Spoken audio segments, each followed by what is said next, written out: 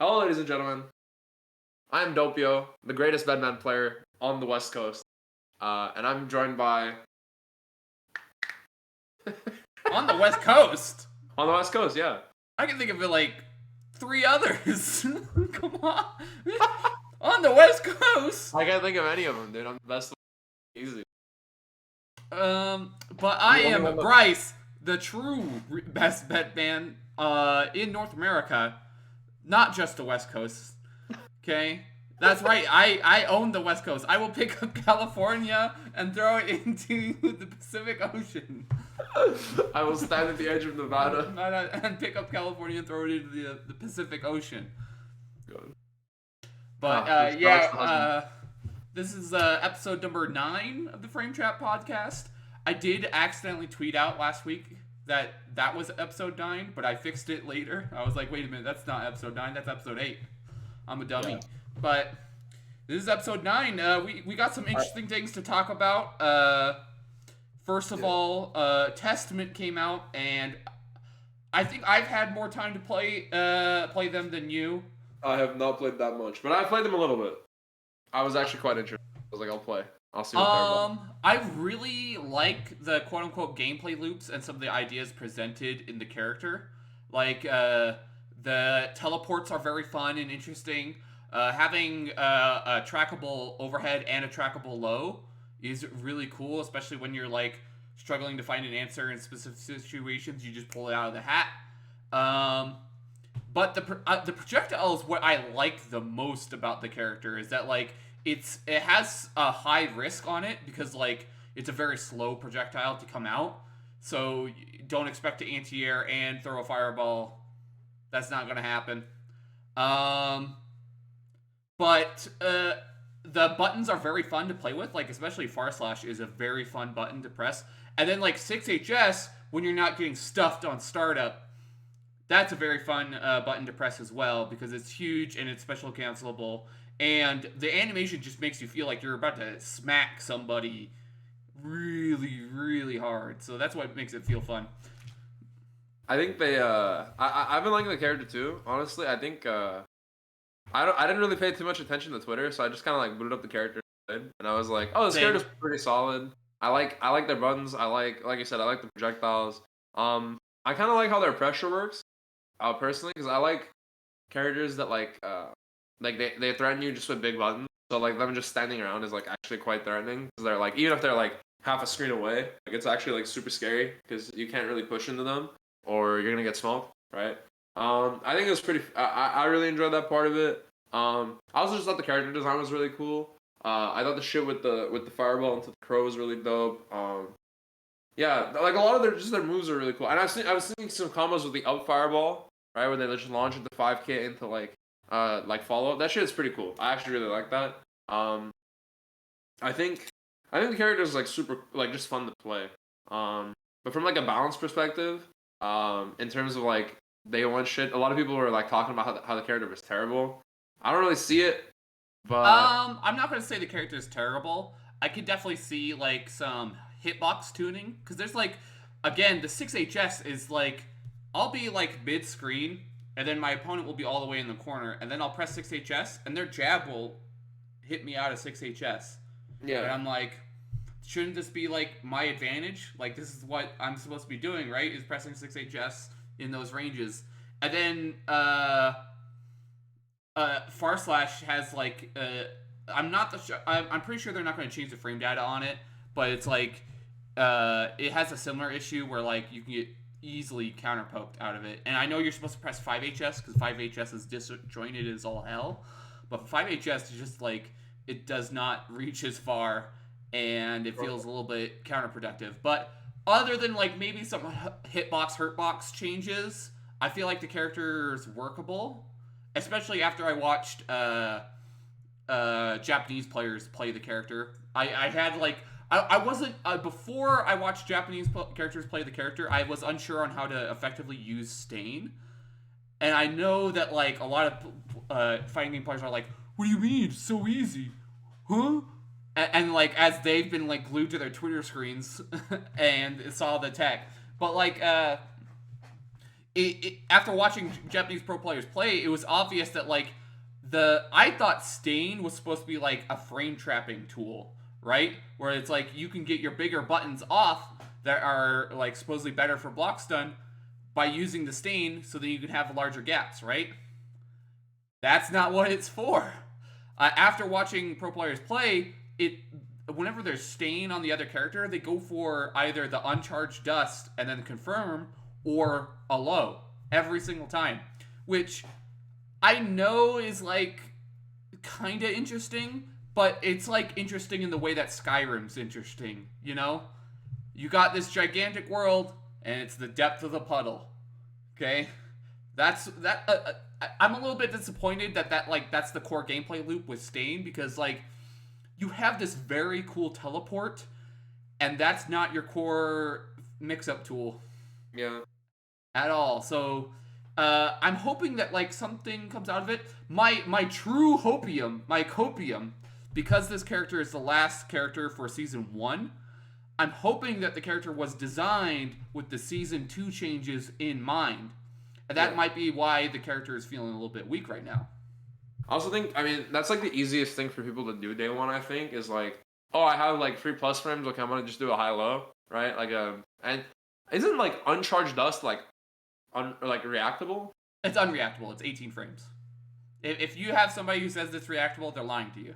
It's reactable on PC. No. No. It's not reactable, okay? I'm not even gonna let that fly. Strive doesn't have a arcade client. I know, I'm trolling. It's probably unreactable on. I know for a fact it's unreactable. I hear it's reactable on AOL. Oh, I guess we're all gonna need to buy Steam Decks. I gotta go back to 2000 and fucking what year was AOL made? This is before my time. 1999. Holy shit. That was when Third Strike came. I'm younger than Third Strike. And AOL. That's crazy. I don't know why you feel the need to be like, I'm so young. Ha ha ha. Because it's so I'm funny. a young child. Dude, I have to. You're an old man. This is the only power I have over the fucking fighting game boomers, dude. I just like say that I'm 3 years younger or 3 years older than the Wii, and they're just like, what the Okay, the Wii one is insane. I remember that one's being like, I don't remember practically being a teenager, but because I wasn't, I was like 11 years old. And the thing about the Wii is that I remember consistently waking up every single day to find out more news on the new Smash Brothers game that was coming out. And for you to be like, I wasn't even born yet. It's like, well, I was born for that. I was born for the release of Brawl, but I wasn't. Well, I mean, I was. Born you weren't cognitive. I was cognitive. I was like 5. Okay. When Brawl came out, I was 5. Okay. What did you? I played find it. out? I played it on release. Yeah, That's you why I'm played so it. fucking You hyped. played it. I just You played it, but you didn't have enough cognitive thinking to walk up to your computer, type in the word SmashBrothers.com, and find out what the Sakurai pick of the day was. That's fair. Yeah, that is totally. I was actually too young to play Brawl. It was rated teen. I was 5. I was a child. 5. Yeah. Absurd. I do remember when I was a kid, the first time I played Brawl, I picked Meta Knight and then just mashed neutral B. So I think I would have been like actually incredibly good at Brawl. I would have been a competitive player at 5 years old. I was doing everything that Mewtwo was doing. I'm not gonna like give that any thought. I'm literally not gonna respond. I was a Meta Knight main from when I was a child. That's why I'm so good at fighting it. Oh my god. Out there. Pick 'em. All right, let me. Okay, but no. To go back to what you were saying about Testament, I do think it's like day one. So the thing that people are gonna do is like, okay, I found this thing that will give me a hit after Stain. Let me just do this thing, right? I feel as though there's probably gonna be more shit that they develop with Stain State, and like just like setups and how to do pressure, because that's shit that always like develops over time. But I also agree with you. I think the season 2 changes they were probably made with the season 2 changes in mind, because a lot of fighting games do that sometimes, where they'll like release a character into like a season, and then the character will like kind of be. Or I know this happened in League a lot, where there was a character that was released in the preseason. They were like whatever, right? And then like the season changes happened, and then they were like fucking.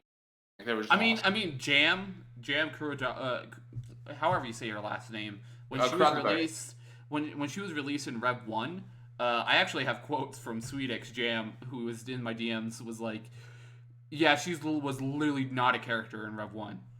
And, like, coming into Rev 2, she became more of a complete character, right? Yeah. Which is funny because Bedman became less of a complete character in that update. But, what's it called? So Jam became a complete character in Rev 2, so I can totally see them being like, okay, let's release this character, and then let's, like, finish them off, because, like, we have new tools for the game, or something like that. Yeah.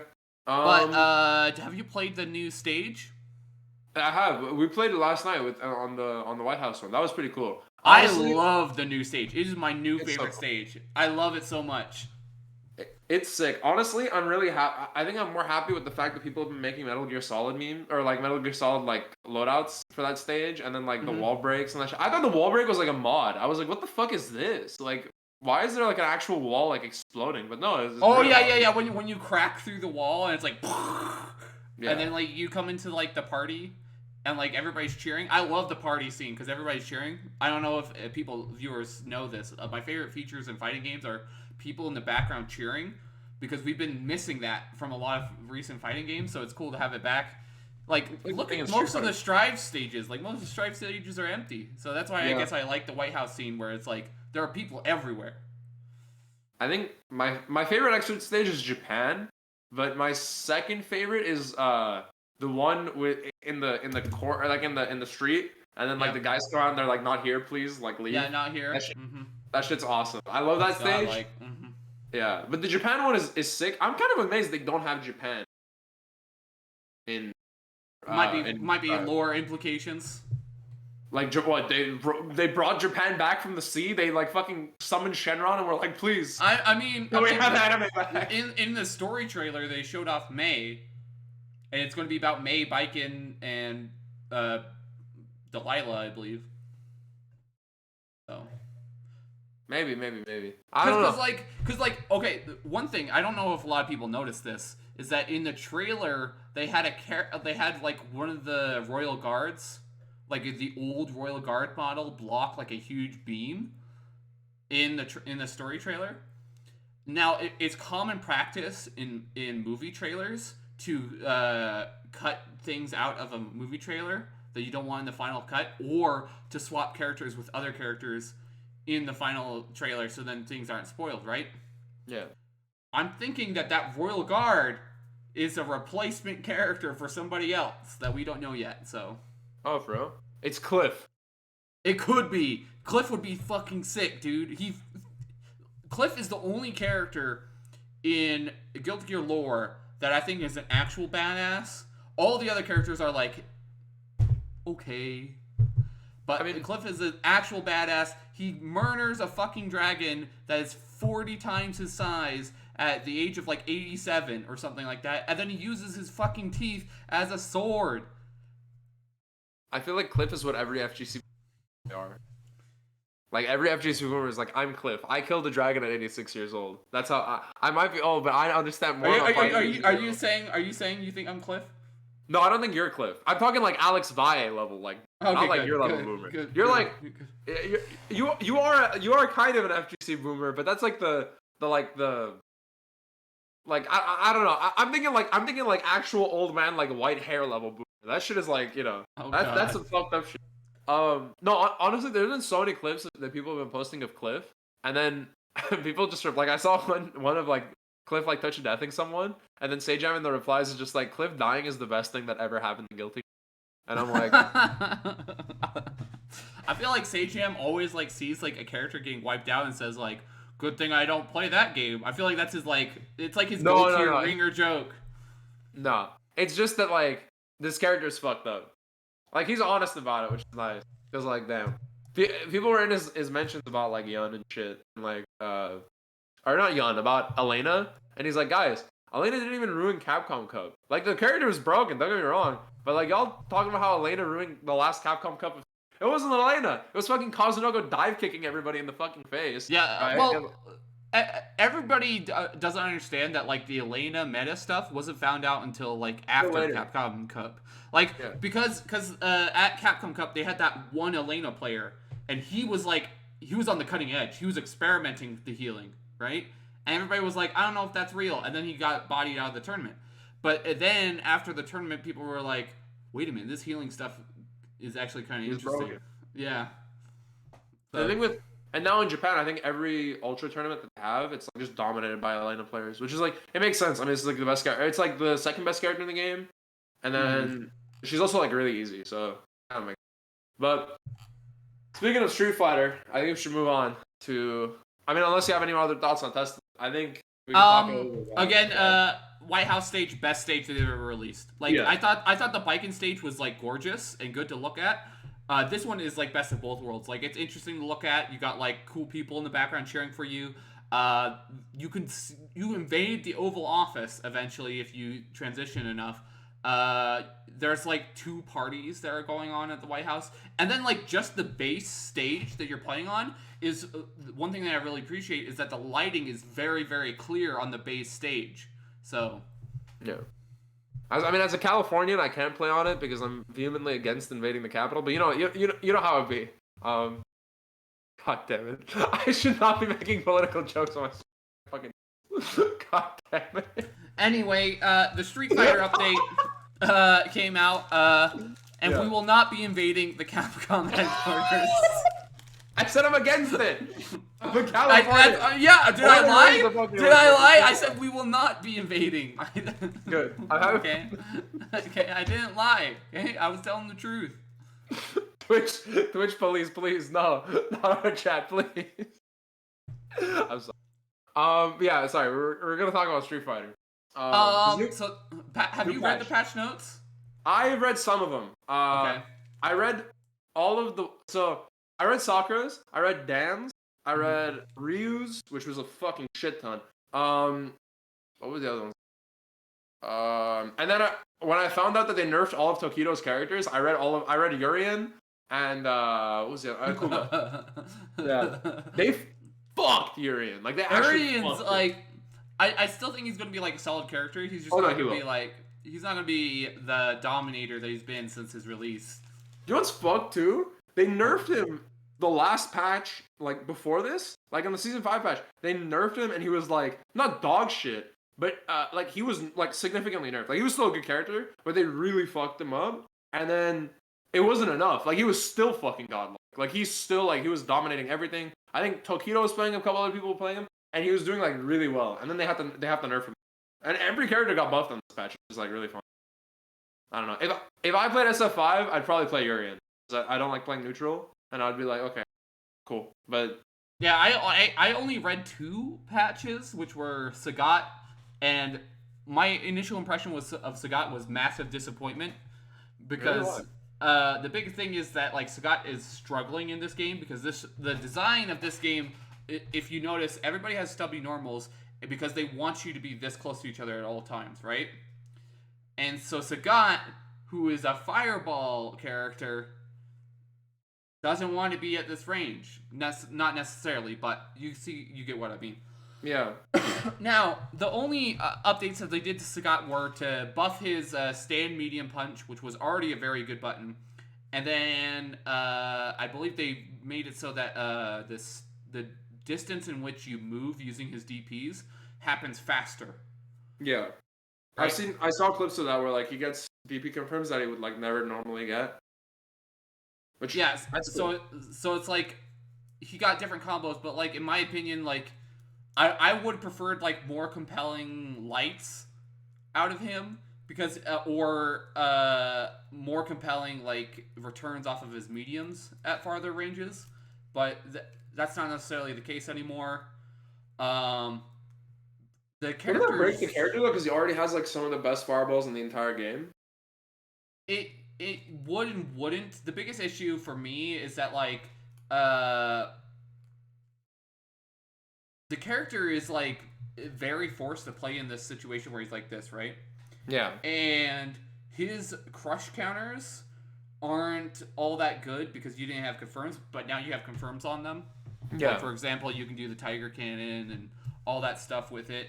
But this might be just misinformation, but it's like the big thing for me is that like I prefer playing the game where I want to make my opponent guess about jumping or not, right? Yeah. And when we're this close, we can't play that game. Right? That's fair. So it's like I would prefer to like do something about the design to make it so that I can have like distance more often. Right? I feel like they did that with Ryu. I don't know too much about Sagat, but I also feel like maybe that is the idea with Sagat. It's just different as well. Because like for Ryu right now, the big problem was like the reason that they buffed him, the most like impactful change was that DP buff where you can juggle out of DP. Because before, if you were like zoning with fireballs, right, and they jump at you, you would get you get a DP, but the interaction was like not super like deep, and also you just didn't get a lot out of it. But now, if you are really preemptive about catching their jump and you have like the timing down, you do a light DP, and then you can juggle immediately and get like a lot of damage. So you're really scared of jumping into Ryu now, and they buffed his so his heavy fireball has faster speed. So like it makes Ryu like actually super threatening, right, when he's like this far away from you. Because his heavy fireball travels faster, and if you jump at him, you just die. Which is like really good. Like it's actually a really good change. Yeah. So it's like those changes like that where they're willing to make like Ryu's fireball game like much better, and then like you look at Sagat and it's like, I guess I have to play the Tiger Knee V skill again, and then I have to use Tiger Knee again, and it's just like I just would have preferred like a way to play more like Street Fighter 4. Sagat, where I'm like willing to play the zoning game because my zoning game is powerful. Yeah. But that didn't happen. But the other patch notes I read, because I have been longingly, like, you know that meme of Wolverine looking at the photograph? Yeah. Okay. I have longingly looked at Kage for a long time. Okay. Oh, you too? Yes, because I used to play Evil Ryu in Ultra Street Fighter 4, right? So it's like, it makes sense why I would be like, oh, Kage, maybe I should play you, you know? But Sagat came out before Kage, so. But, so I looked at all the patch notes, and it looks like he's a character now. Like, he's not he just was a character like... last patch. He was really good last patch. He's not just like a gimmick character. He's like, legitimately, I will anti-air you, I will fireball you, and then I will play footsies with you, and I will frame trap you with his plus 3 on block axe kick now. He was like really, I think he was good before too. The thing was just more that so he got a really high return off of like all of his buttons. Like even off lights, he got like a really good return. And his like frame trap game was actually pretty good because his jabs were like really, really good. It's just that like he struggled with like he like it was hard for him to like play footsies because he didn't really have a good fireball. His like buttons weren't that big, right? So you had to like really and the frame data wasn't good on him. Like now he has good frame data on his crash counters, which is really important. But that kind of scares me because his combos were fucking like last patch he got like the most ridiculous conversion. He actually like was an anime character basically because he could like juggle you in the air like for a while, and he could like go up there and fuck with you and then like land and then convert. It's fucked up. And now he gets more shit because he can like there's like some weird shit where you like do his super and then you can like follow up after it, which is really cool. I was like, what the fuck? You can do conversions after super. Like someone did like a like button Tatsu DP super, and then they like land and they just Tatsu DP again until like V skill 2. That shit was crazy. I was like, dude, what the fuck? Yeah, Kage's really good though. Kage's like actually really good. I'm definitely going to like reinstall the game and just be like, I'm like literally like, oh, you're a Kage player? I'm a Kage player. As I put on like the Kage mask over on top of my Sagat mask. Yeah. But I'm gonna play Kage before he got corrupted. If I did end up playing Street Fighter 5, I'm gonna play Dan, because Dan is incredible. I love Dan in Street Fighter 4. When I go to the arcade and I ever have to play Street Fighter 4, it's great. I can just like throw someone in the corner, then do backdash, and then Dan kicks, and then I'm plus, and then I just backdash again, and then I do it again, and then they don't know what the fuck is going on. It's great. And then if I hit them, then I get a knockdown, and then I can strike throw them again. It's great. I'm just like Street Fighter, but like worse. And then like I also came home after that and labbed the conversion of like you do DP FADC into Ultra 2, and like it's worse than, it's like just in every single way it's worse than Ryu's. Dan like throws himself full screen after he does it. But it's so funny. Like I can't help. It's so good. What did they even change about him? In this, okay, so you know his V skill 2 where he goes, I have no choice, and then he like throws the fireball, right? They didn't make it like multi-hit. They made it one hit, but it does like a shit ton of damage, and it also like bounces them. So you can do like the most sick, nasty shit where you like and also they buffed his normal, so you get like really cool links.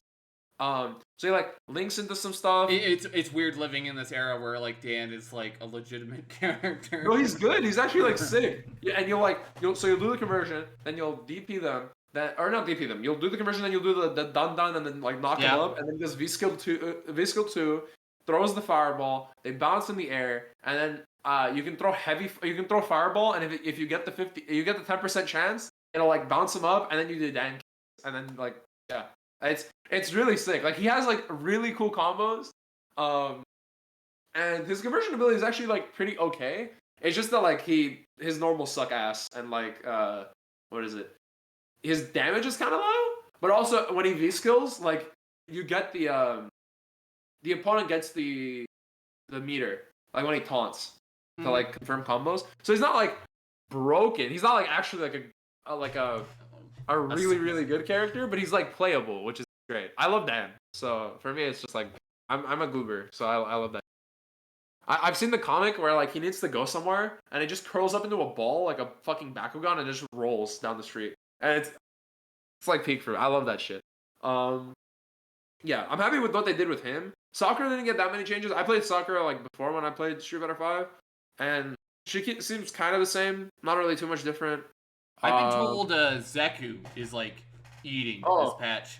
Like there's a jab loop in the game currently that you can do, and it's pretty incredible. What's crazy about the biggest change that they did to Zeku is that they made it so that like when you transform, your transformation is special cancelable. Oh really? Yeah, so like literally you can just confirm into like almost anything that you want out of your transformation. I saw the light kick loop. Like you could do jab light axe, take jab light axe, yep, links. But dude, I didn't know that you could special cancel. That's fucked up. Yeah, his combo game is gonna explode, and like what makes me scared about that is that locally I have one of the best Zeku players here for Street Fighter in Utah, so that's giving me nightmares. Although I don't really play this Street Fighter that much, but of course Urien. We have to talk about Urien. Are we back? Are we back to Street Fighter Third Strike with this? Wait, why? Because Urien's EX headbutt was only invincible if you EX'd it, and then like they nerfed it. They nerfed it. Now there's no invincibility. He has no reversal. Okay, so what's key about this is that like back in Third Strike, one of Urien's worst matchups was Akuma, and that's because Akuma can frame trap teleport out of Aegis, right? Yeah, teleport out of Aegis, and then can also frame trap all of Urien's options with medium Tatsu into heavy Tatsu, right? And if he didn't have meter, he would not be able to deal with it whatsoever.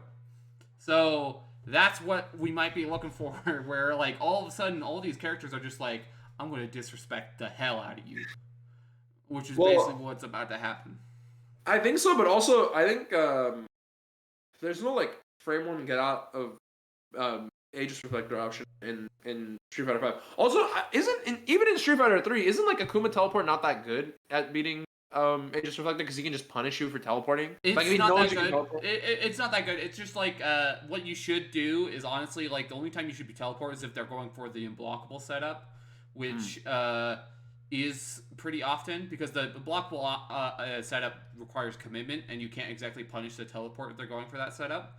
So it's like what you do is that like you just watch and be like, oh, unblockable, teleport, and if they don't, you just block it out.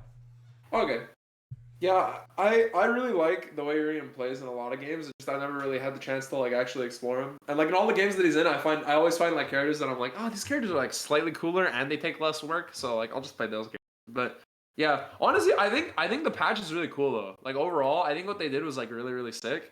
My worry is just more that like there will also be some crazy broken shit on this version, and then this will be the version that like forever goes down as like, okay, this is Street Fighter 5.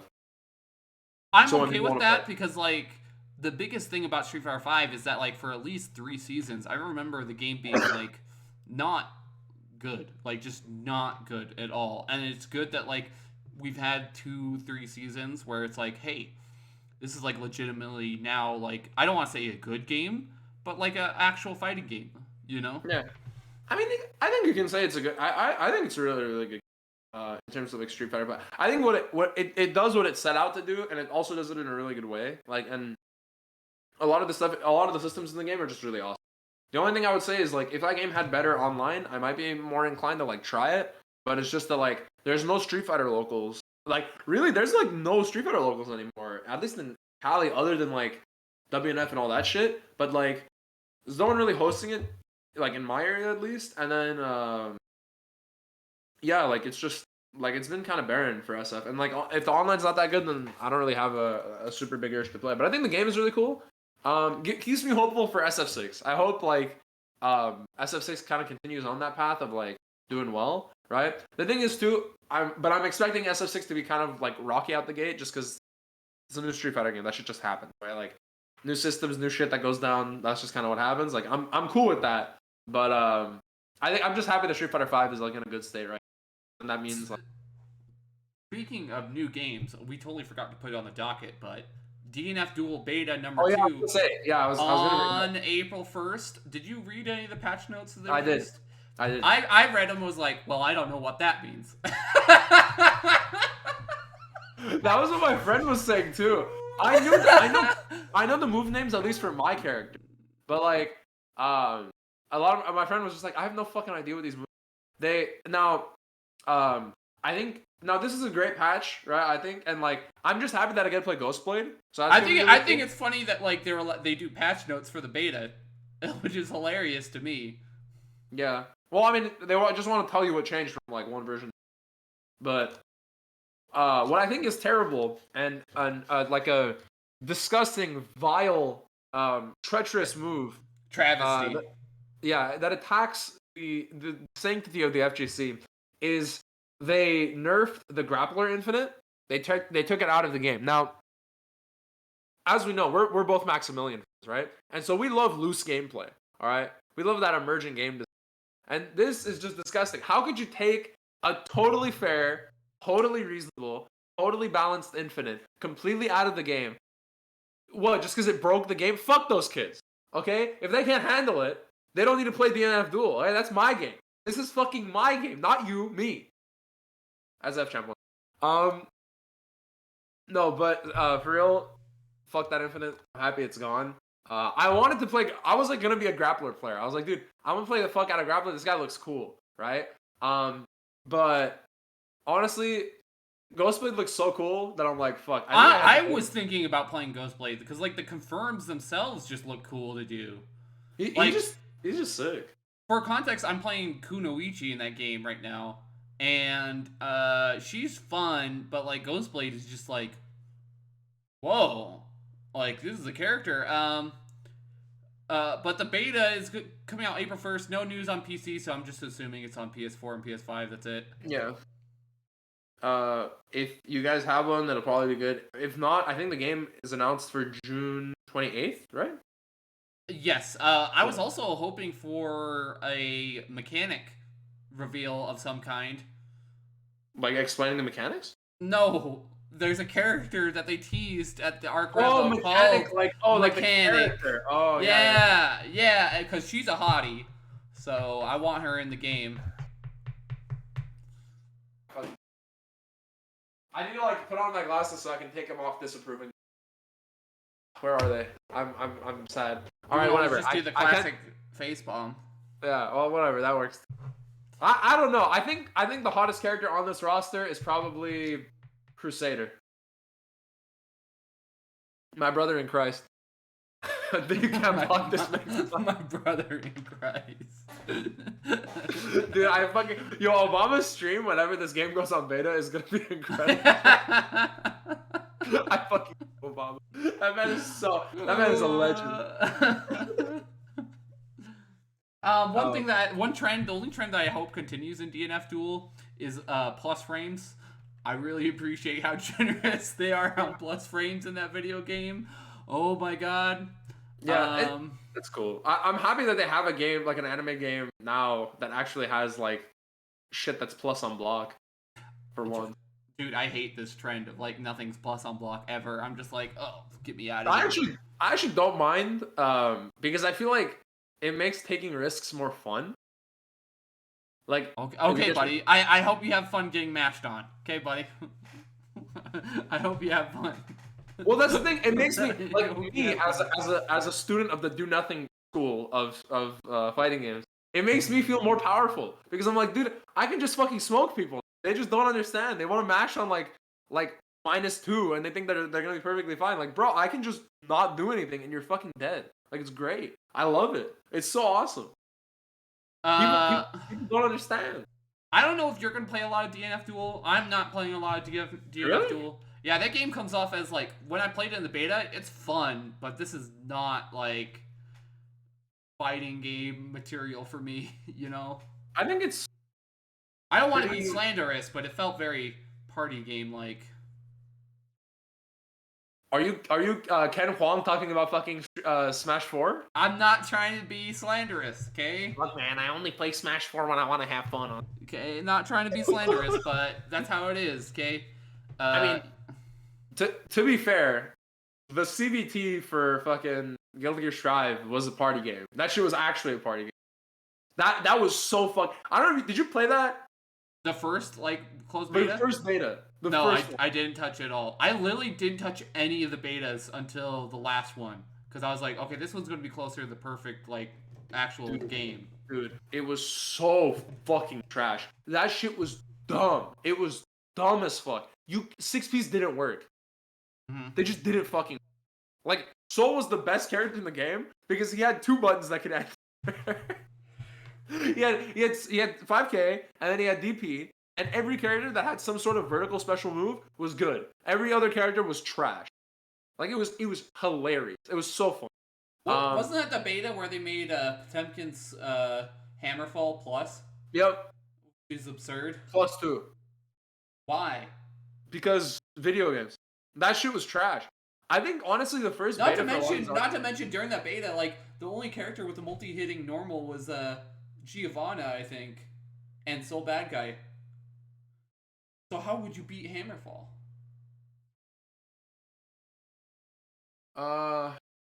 No, I'm thinking of Skullgirl's logic. I'm like, you could sweep it, right? You can't sweep.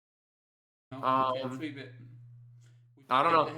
Yeah, I think you just have to block and then guess. Oh yeah, yeah. Let me just block on the +2 Hammerfall. Okay.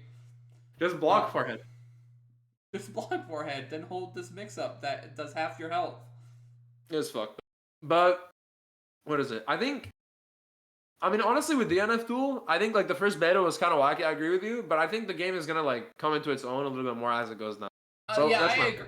Well, that's not exactly what I meant. I meant like I'm okay with like the infinites and whatnot. I meant like how you input stuff felt very not very fighting gamey.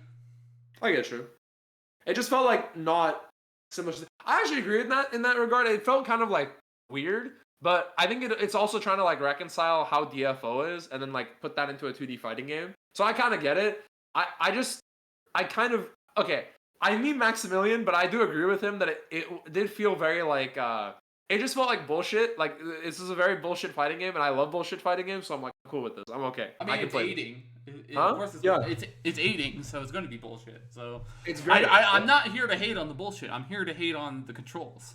Well, you're also here to do your thing, right? Like at the end of the day, that's not like your style of fighting game that you really like. Which actually, I had something to talk about. Cool if I'm gonna transition to this actually because I did want to talk about this real quick. Before we get into Valorant, I've been playing Skullgirls a little bit. There was a local nearby to my house that I found out there was. Went, participated, came out of it, and I got this like really interesting experience where, whatchamacallit, like basically, there was this like attitude that like a lot of the top players, because there were a couple top players in my local, right, that I was like talking to, that play my team too, which was, and they gave me a lot of really good advice, and I was like, I was playing, I was like listening to that advice, right? And I was trying to implement it, and I was getting hit and whatever. And I was like, this is fine, it just happens. Like you're trying to implement a new thing, you're gonna get hit, you're gonna die, right? And Skullgirl. So like when you lose neutral, it's very likely that you're about to lose that character or lose the game. And they were trying to tell me like, hey, don't worry, don't get discouraged. And I'm like, why would I get discouraged? Like, what reason do I have to get discouraged? Like I'm used to this. Like I've played like 100 something hours of Marvel 3, right? And I understand when I get hit in that game and Nova dies, right? Mm-hmm. Some shit's about to go down. Like I'm about to get fucking mixed on incoming, right? And I have to guess. And if I guess right, the Dante assist is ready, right? Yeah, and they're gonna Deadpool slide under me. It's a 50-50 or it's an unblockable or some shit. And then I have to like come on in, and then actually play neutral, and then win with one character down while they have like missiles and fucking like beams in the back. Right? That shit's hard. It's fucking tough.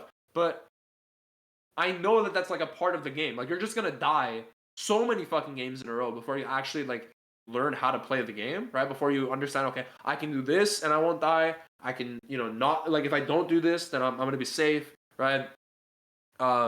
Like what moves to use in neutral, how to like properly incorporate all your tools into like pressure, right? All that shit takes a lot of time. So I'm okay with it. And when I voice this opinion to the players, like, hey, like, no, I don't feel bad at all. Like, this is just part of the game. I'm used to getting the shit kicked out of me in versus games in order to learn. And they're like, keep that attitude. That's good. Like, it kind of shocked them because they were like, there's so many people that come in and they play and then they leave because they're like, I can't do anything. This is a fucking cutscene, right? But I don't disagree. It's just more that I accept the fact that, yeah, if I get hit, that's my fault, right? Like, at the end of the day, I got hit. I deserve to get put in the cutscene, right? Mm-hmm. Like, so, I don't know. It's, like, interesting to me because that's kind of how I feel about maybe a lot of people maybe playing DNF Duel, like, might end up feeling that way because they're like, oh, I got hit and now I'm in a cutscene. That game especially is a cutscene. Like, there's lots of effects going on. Like, yeah. you got the Crusader wall and he's hitting one button 4 times in a row. And it's bouncing you up off of it and shit. That shit's crazy. But it's like, I accept it as like a thing. I wanted to kind of get your take on it because... on the idea of how cutscenes feel when you're playing a fighting game? No, on like... So, as we all know, right? When did Xrd come out? 2013. No, 2014. 2014. If the anime FGC from 2013 and 14 have taught us anything, it's that Guilty Gear Xrd is a baby game for children, right? Yeah. And True. So, like, as someone who plays a game does not maybe have those same like, it's not as punishing as Marvel. We can kind of agree on this, right? Like, Xrd isn't really as punishing as something like Marvel 3, or like Skullgirls or something like that, right? Like, do you have a thing against playing games in that style, or like does it fuck with you when you lose in games in that style, or is it just kind of the same feeling? Let me equate this to BB Tag. Okay. Yeah.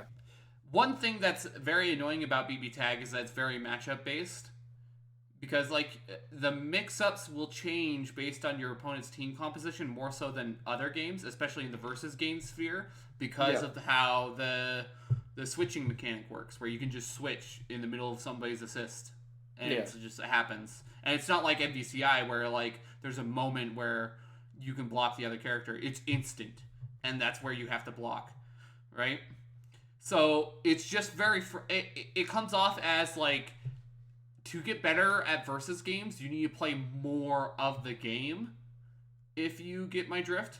Like, for example, in Strive, and Strive is especially a big proponent of this, I can come up with a game plan against most characters in about, I want to say 5 minutes of sitting down and playing against the character and like losing a couple times, because I understand that the way that characters run their pressure in that game is very similar to everybody else. Okay. Yeah. Whereas it's not a super refined game plan, but you have a structure as to how to think about playing the character. Whereas in BB Tag, I literally have to go out and find players of each character and be like, okay, how do I fight this? How do I fight that? How do I do this? It's kind of like Xrd in that way, where I have to do it, except it's bullshit. It's more bullshit. Okay? Like, for example, in the game, there is a character, I believe her name's Yui. She is from Senran Kagura. And her Rekkas cannot be bursted. Okay? At all. and Horekas can be an assist, and they can be regular input that you can put in, right? So this is what I mean by the bullshit, where it's like, just because and I know this sounds like ranting about tier lists, but it's a little bit of a different concept. Like, just because you picked Yui on the character select screen, you are completely enabled to just take out a mechanic out of the game. Like, you just take it out, right? And that is frustrating. That's why I don't play BB Tag. And I hate BB Tag for these reasons, because it is clearly a game where they just didn't think when they were putting in characters. They just were like, let's just put it in and see what happens. And that's what happened. And they didn't even do any testing. They didn't do any of that. They were just like, fuck you, player. Deal with this. Okay? And that's what I hate about learning specific versus games. Now, you can equate this to Marvel 3, where in Marvel 3, the reason why I dislike it is because I've explained this concept to Dobio before, where neutral becomes more dangerous the higher level you get, right? Yeah. So if I lose neutral once in a lower level game, I'm fine. They only hit me for like 3k. I'm good. Yeah. Unless you're playing Batman and the Dizzy, and then just lose the game. Okay. But if I'm playing at like mid tier, then I'm still okay. They hit me for 8k. My character's still alive, but I might be having to hold like a nasty mix up. Okay? Yeah. Now, if I'm at like a little bit above mid tier, my character's dead. That's how it goes. That's just how it goes, right? And it's just like, I dislike having a system where because I lost neutral once, and I understand that like this is the point of the game where it's like, yeah, you lost neutral, your opponent has to be in an advantage state. You have to deal with stuff. I like it when I lose neutral and I get an opportunity on defense, a form of nature where I'm at disadvantage, to problem solve my situation and to create an advantage situation, right? Marvel doesn't do this. They don't give a shit about you doing this. Okay? There are unblockables on oncoming mix-ups that you can't deal with and you just have to hold. And that I very much dislike. I like the ability of like saying, yes, I got outplayed, but let's see if I can make a good decision here. But that's how I feel about learning versus games, and that's why I play MVCI. I get it. I kind of understand it from that perspective, but it's also that like for me, so the reason I asked you specifically too is because LK has the same idea. Like LK is the exact same way. I suspect that this is a very common opinion with Guilty Gear. At the very least, like in my head, I think that there's a lot of Guilty Gear players that feel that way, right? Where, like. The best way I know how to explain it is the way that LK explains it generally is that like low character power, right? Like people generally want a game where the character power is like, it feels kind of balanced in terms of like, it's not too high, right? Like characters aren't touching you and then instantly fucking bleeding you, but they're also aren't like hitting you once and then doing like 10% or 20%, right? Like there has to be a good balance, right? Of like high, like, strength and also like weakness, right? So that you can like feel like you're playing a super like a game where there's a lot of back and forth, right? I do not feel that way. Maybe because of how much of an asshole I am, or maybe it's just because I grew up watching those games, so like I love shit like that. But I don't necessarily have a problem with getting hit and then having to guess. I think in Marvel, like what you highlighted though, that is a problem. Like, I actually hate Zero. Like, I despise Zero. Like, with a burning fucking passion. Literally the best, like, neutral character in the game also can kill you if he touches you. No, he can kill your whole team. That's not okay. That idea in versus games is, like, a little bit fucked. Like, yeah, that's why I'm okay with DBFZs, because if I want to kill a character, I have to really outplay my opponent by hitting them with the empty low 2M. Yeah. And I have to have the resources to kill him, that's why I'm okay with it, because my opponent has to give up a lot to kill a character instantly. But even in that game is low character power too. But even in that game, you have shit like Gotenks. So even if he hits you, you're gonna die. Like it doesn't matter what he starts with. If he gets Ghosts, you just kind of lose because you have to guess, right? And there's a lot of different shit that the Gotenks. But I think that that's balanced because he has to hit you, right? And then he has to make you He also spends meter. He also spends meter, yeah. That's why I like Skullgirls so much because I feel like it's like on the razor's edge of like the character power is definitely fucking. It doesn't matter how good you are, doesn't matter how bad you are. The character power is fucking ridiculous. There's some shit that characters do to you that you're just like, what the fuck am I supposed to do? But firstly, every character is like that, which is cool. And then secondly, there's always things that you can do on defense, and then there's always shit that people can do back to respond to that defense, right? So like the strength of the characters is that, oh, I have all this fucked shit that I can do to you, but you have powerful enough defensive options that like help you sort of circumvent those things, or at least have a chance, right? Like, yeah, there's opportunities where you have to guess, right, on offense, but there's not a situation where like you're getting hit and then your whole team is dying. Like you always have a chance, right? As long as you just, you guess right one time and you're back in the game, right? Like that's kind of how it is, right? And there's a lot of opportunities for you to get. That's why the game is built around the whole idea of like 6 touches to kill, right? Like any team, any amount of characters, right? Generally, if you're playing super optimized, it's like 6 touches to kill, right? And so you have 5 opportunities or 6. You have 6 opportunities to like guess properly and like try to get out of the situation and to like then outplay them. So you have to outplay them in neutral to win fundamentally, but also like you get the opportunity to guess, right? And like get back in the game, right? Whereas like in Marvel, yeah, I think Marvel is a fun game too. I love Marvel, but like there's characters, right? Like Iron Man doing like fucking, light punch and then just fucking, like infiniting you, getting in the next character, unblockabling you, and then doing it like 2 more times and then killing your entire team. I think that's kind of fucked up. You should not be able to TOD a team. That's not okay. But each individual character, yeah, I think it's fine to like put people in really fucked okay situations, right? I think for me, it's like a thing where I love learning that way. I love learning in like a super high stress environment where like neutral is really dangerous because I feel like it makes neutral more fun, right? And I've gotten that sentiment from a lot of other Marvel players where they feel like neutral in Marvel is so fundamentally fun compared to any other fighting game, right? Because it's so dangerous. Because like if you get hit once, you die, and so both players have to play like really, really fucking, like super fucking.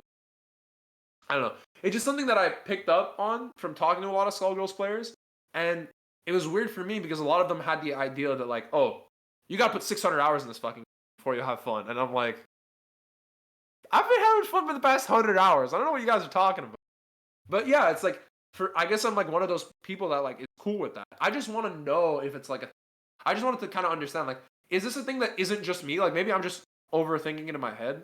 And it's like, no, every fighting game player is like that generally. Like, they're cool with getting, like, super fucked up over and over again to, like, really dumb bullshit, right? And then they can play. Or maybe it is just the me thing. Or it's like I feel like to be a fighting game player, you have to just be okay with, like, it's not my turn. Yeah. And that's why if you notice that, like, a lot of complaints that casuals have with playing fighting games is that, like, the long combos. Like... Yeah. Oh, you're juggling me. Like, juggling is such, like, a casual term that, like, a lot of casual players will use when they're complaining about the game, and it's like, oh, you're just a coward. You're not actually fighting me. You're just doing cutscenes and stuff like that. So it's like, if you're actual, like the genre of fighting games, you're just okay with being outplayed, and you're just okay with, like, doing that stuff. It's kind of like a patience thing. Like, yeah, I was going to say, it's like, fighting game players know when to take their turn, but they also know I can be patient here. I can wait. I'm fine. Right? Yeah, like for example, at my work, I interact with like a lot of first-person shooter players, and they tend to be like not as patient as fighting game players that I've spoken to. So that's just like a really interesting way to look at things. Yeah, yeah, that was a little bit of a tangent, but I thought it was really interesting because like talking about Street Fighter and then talking about like the way people learn and the way people talk about games, right, is like to me it's really interesting, right?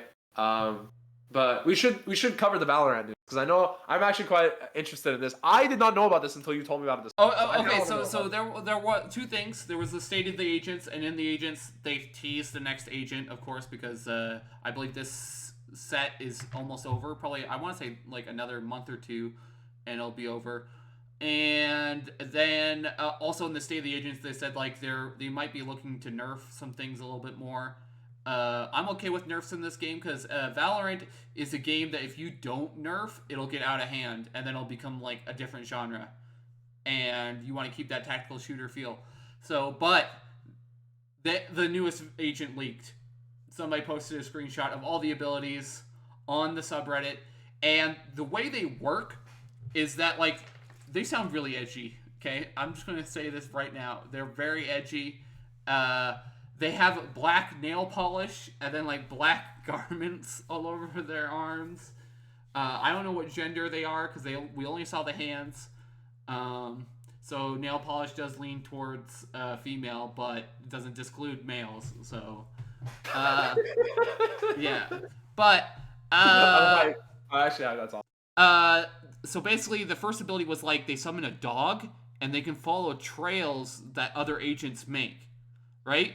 So you can control it until it finds a trail, and then it locks onto the trail, and then it just follows the trail to its end. And then when it finds somebody, it'll like jump out like a Skies dog, but it doesn't flashbang or whatever. It makes it so that it blinds you, but it's not like a regular blind. It's like a shadow blind, you know?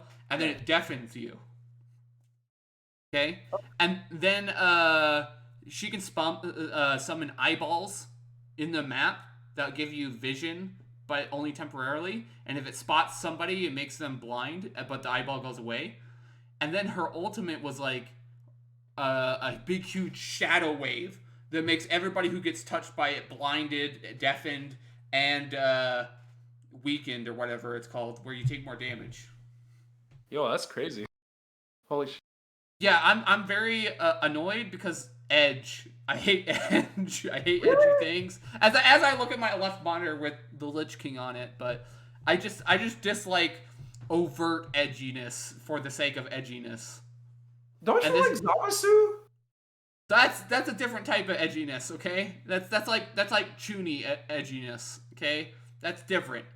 Okay? This is like the scene in Sword Art Online when the dude's like, "I'm your friend, I can help you," and then he puts on his black leather jacket and says, "I don't need any friends." I don't need any friends. And then he walks away. That's the type of edginess I want to avoid. I'm like, don't give me any of that. So you just don't want the emo kid. Basically, yeah.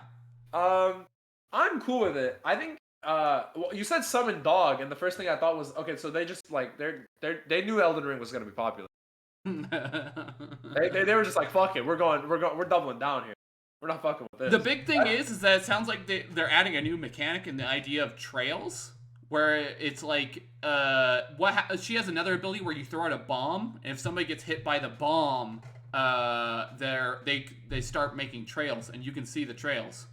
So that's really interesting. I don't know how balanced that's going to be, because I know for a fact Bloodhound in Apex Legends is banned from like 3v3 arenas because it gives too much information.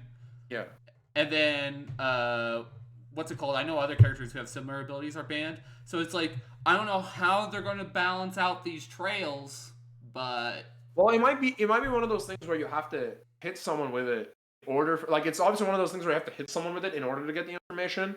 And generally those are a lot better. Like I know Lion, I think it was Lion that was in Rainbow Six, which was like a big fucking problem because he could literally just boop and then he knows everything. Like he just reads the fucking scroll. There's like a little tablet, and he can like track the locations of everybody, right? And it's like, well, what do you even do with that? And that's why, like, I think there's if there's info that you get for not doing anything, if it's no commitment, that's a problem. But I think in Valorant they do a good job of balancing. Like with the only thing I can think of that's like really powerful is that like maybe like Sova arrows, right? Like Sova arrows are really Sova arrows are still dominant since the release. So yeah, but Sova arrows have a lot of responses. It's not just like, oh, I shoot this and I like immediately know where everyone is. It's that like, oh well, they can shoot the arrow down. It gives away my location. Generally, it can tell them where I'm coming from, like based on the location it's gonna land. It doesn't give me like true information all the fucking time. Like if they shoot it once, I know generally where they are, but if they shoot it out the air, I just don't know where they're gonna be going. So there's a lot of like dynamic with what Sova arrows can do, right? So it's still a commitment of some sort. It's just that like Sova doesn't have to run in and get hit in order to throw an arrow, right? Which is good. I think if they do it that way, like it'll be fine. Like if they make it so that the character has to commit something in order to get the knowledge, then it'll be good. But I think I agree with you. It'll probably be pretty strong on release. Like at the very one thing that I'm happy about is that the character is clearly not going to be another Astra situation. I haven't played the game since Astra was nerfed, but watching the game is a lot more fun now because like executes are more successful. Like people are just going ham on things. Like the game feels a little bit more aggressive. Whereas before it felt like really slow. Like I remember a common strategy in the game was like to literally run the clock to the last 10 seconds because you have to bait out the Astra utility. So it's like I'm glad that the character is definitely not going to be another Astra. So yeah, hopefully the meta sort of stays the same. Hopefully. I mean, well, every character release the meta changes, but I think that this character is like it's always that fine balance of like really good and every team picks them and like not played at all. And you have to like try to find the middle area where they have a niche, but like they're not super over dominant. Yeah, I hope this character seems cool. At the very least, they seem really dope. And yeah, I hope to hear more from them. So. But speaking of buying utility, yeah, I heard you bought a specific stick. Oh yeah. I was gonna say so. Speaking on locals, I guess I can cover locals a little bit before. Yeah. Stick. So that was a good fucking segue, but I'm still floored. That was fucked up. I was like, damn, where's this going? So I am a lover of all things arcade, right? If you can tell. But I love arcade sticks, right? And when I got my arcade stick, my first one, it made me actually want to play fighting games more, right? Because playing on pad was just, I hated it. I was playing DBFZ. It was like, it felt like it was impossible to block on like a D-pad, right? And I got calluses on my thumbs and shit. I just didn't want to. And I'm a piano player, so it's actually a lot more intuitive for me to play on a fight stick, right? And when I got my first stick, which was the Razer Panthera, I played like a shit ton of DBFZ. And then when I got this PC that I have currently, the reason I bought it was so I could play Xrd. Because I couldn't play it on my MacBook. So I bought Xrd, played a bunch of fighting games, really cool. And then I went to the Festival of Fights last week with the same stick. It was my first major. And my stick was malfunctioning. And it had been malfunctioning for a while where I'd plug it in, play, it would just disconnect, like randomly. And then I'd have to like go back into the PS4 settings, like log back in. And yeah, it was a pain in the ass. I thought I'd just swap the cable and it'd be fine. Swap the cable. It's been working fine at my house. I go to the local for Skullgirls, which was this Friday. I plug it in to play some Melty Blood. Same shit. I'm like, what the fuck? I come home and I test it and it's fine.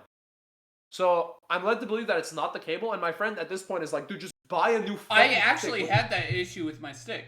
It's because really? of at your local. It's because of they have too many setups plugged in and it's shorting your stick. For real? Yeah, that's what happened to my stick. That's why it works at home because you literally only have your PC plugged in, right?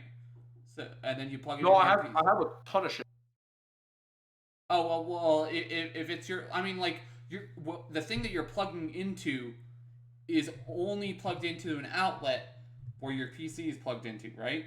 No, there's other shit that's plugged into where my PC is plugged in. It's like a power strip, and there's like my Switch plugged in, my monitors are plugged in, like my two monitors, and then like the. Well, you don't have a row of monitors plugged in, right? No, just two monitors. Oh, I see what you're saying. So they have like 5 PS4s and like 10 monitors or some shit plugged in. Yeah, that's what I mean, and that's what happened to my stick at locals. And I was like, I got my USB replaced, like completely replaced, and that fixed the issue. But eventually, I realized that it was just the electrical setup at the local. Is there any way to like prevent that on my end? I'm not quite sure. You'd have to talk to like a stick guy to help with that. So my friend was eventually like, dude, just buy a new stick because you replaced your cable 3 times and the shit keeps happening. And you love arcade sticks. You've been wanting to buy a new one. But I've been a lot more frugal recently, and I've also spent I've been a lot more frugal, buys a $400 jacket. But you know, like I've been spending a lot recently, and I'm like, I don't want to spend too much more. I want to try to save, right, if I can. But he's like, you're gonna need it. At the local, because the local is at like a game store, there was a Hori Rap 4. The one with like the Japanese character on it for PS4, and they had a PS3 one. The PS3 one was like $100. The Rap 4 for PS4 was like $140. But I'm like, if I'm gonna buy a stick, like I may as well buy a nice stick, right? Like it doesn't make sense. Rat fours kind of suck anyway.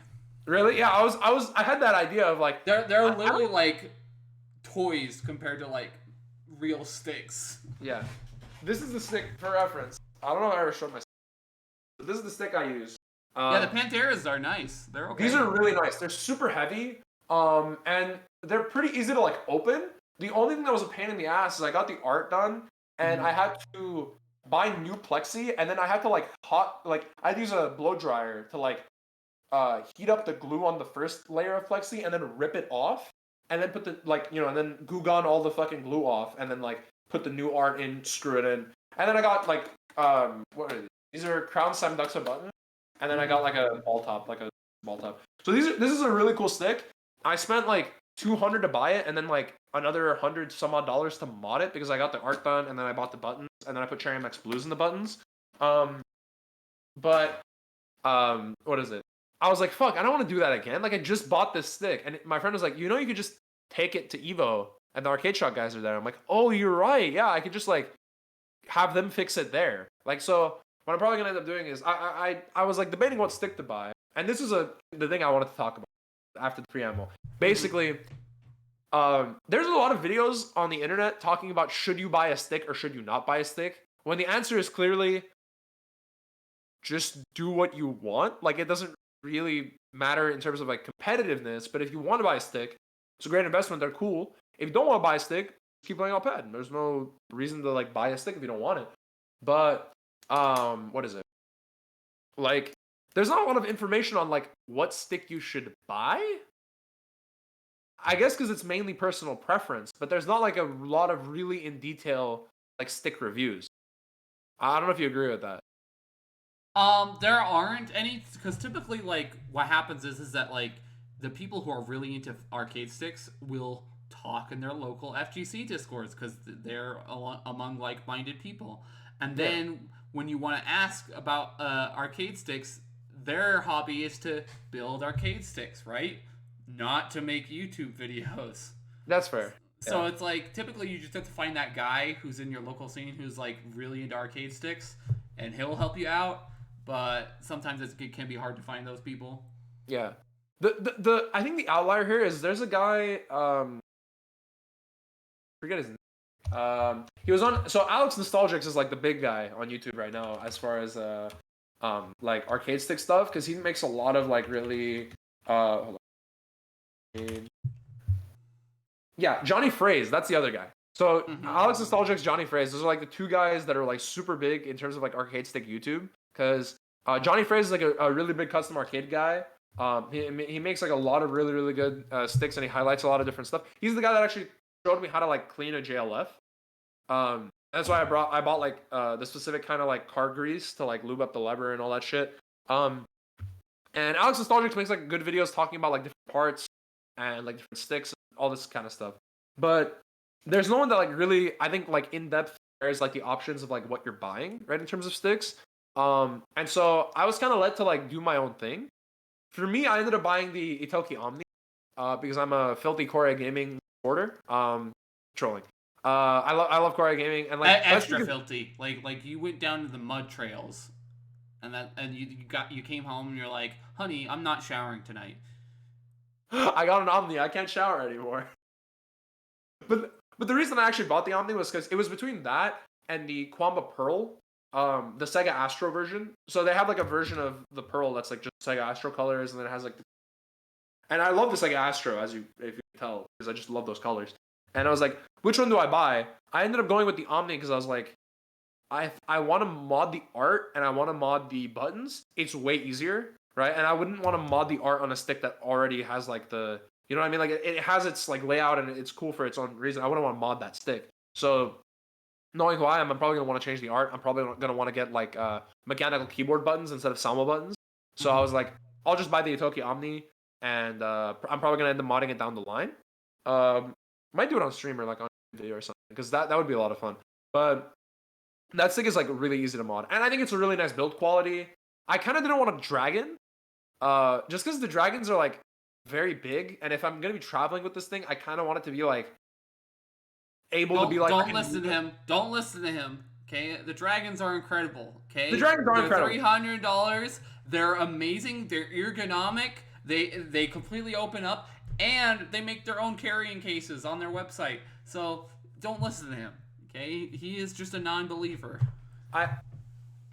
Okay, when I go to Evo, I will like probably be able to get my hands on a dragon, and I will probably agree with you fundamentally. But I've wanted an Itoki Omni since I knew that they existed, and I was like, this is like probably my one chance, so I'm gonna buy it. And I don't like splurging on like arcade sticks or anything like that, even though I've wanted one for a while, just because I was like I don't want to spend the money. I don't think it's worth it. But now that I need a stick for Evo and I can't get this fixed before Evo, I'm like, fuck it, we'll buy an Itoki stick. So I ordered it. My friend, my girlfriend, and my mother told me you should do it, and I'm like, that's the holy trinity. I gotta fucking double like this. I can't let this slide basically. I was thinking about buying a hitbox. I don't know if you've been in that camp before. I have always been the idea of I want to buy a hitbox as my next stick. I just have never committed to it. It's definitely the way of the future, like for sure. Like if you're buying if you're buying a stick, you're going to be lagging behind in like 10 years time. Like I know a lot of the Neo FGC, like people who got into fighting games for Strive, play on either pad or hitbox. Like there's no boomers like me that are like, oh, I just play on stick, you know. So it's like it's honestly like the best investment for yourself for the future is just get used to hitbox. I kind of agree. I think the reason a lot of people get hitbox though is not. I don't think it's because of like they don't want to play on arcade stick. I think it's because a lot of people play on keyboard or pad. That's true, but like the thing is that like even Daigo swapped to hitbox, so it's like that's fair. So it's like even like old FGC heads who are traditionally like diehards are like switching to hitbox because they automatically see the benefits. Yeah. I like stick. Like I was debating buying a hitbox, but at the end of the day, I know how much I love levers and I love like just arcade hardware in general. And it's like if I ever actually wanted to go to an arcade and play, which is like I love doing that, there's not really a like I have to learn how to play stick, right? So it's like I may as well just play stick. And I love the culture around it. I love like how they look. I just love everything about it. So I'm like, I will continue playing stick. But I agree with you. If I was like super invested in like getting really good and like I had infinite time, yeah, sure, I'd like buy a hitbox and right, because it's like it's worth the investment and it's worth it to like do it because you get a lot of like benefit out of it. But for me right now, I was like, I'll just go with the stick.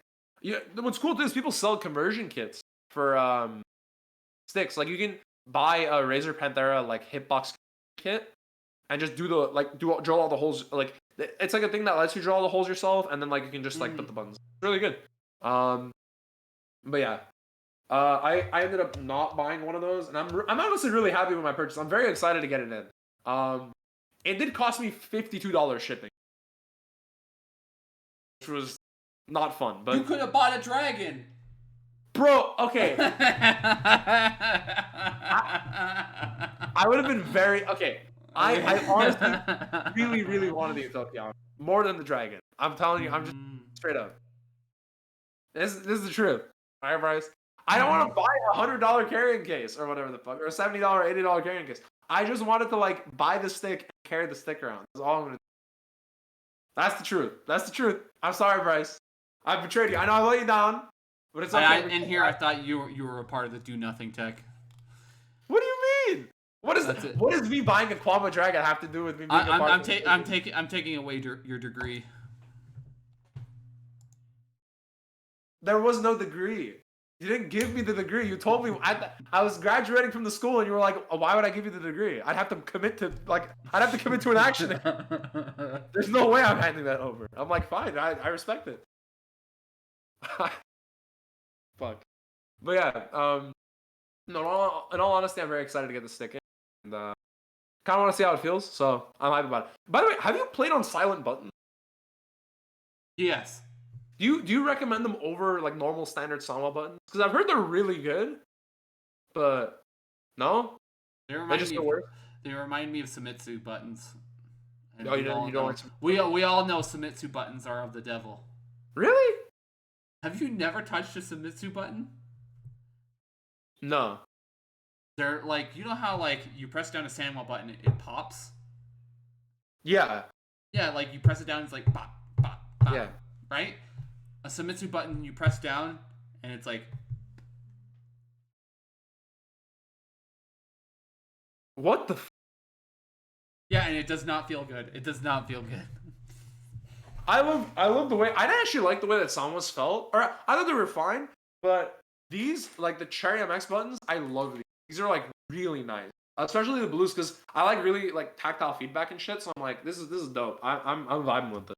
Um, but honestly, yeah, if they feel like that, like where it's like it sinks in, that's just like not really. I've just heard a lot of people are like silent buttons are like the wave, like they feel like awesome, and you don't got any sick fucking Street Fighter players listening in on your buttons, waiting to hear the Hadouken. No, it's not listening into your buttons. It's the ones that go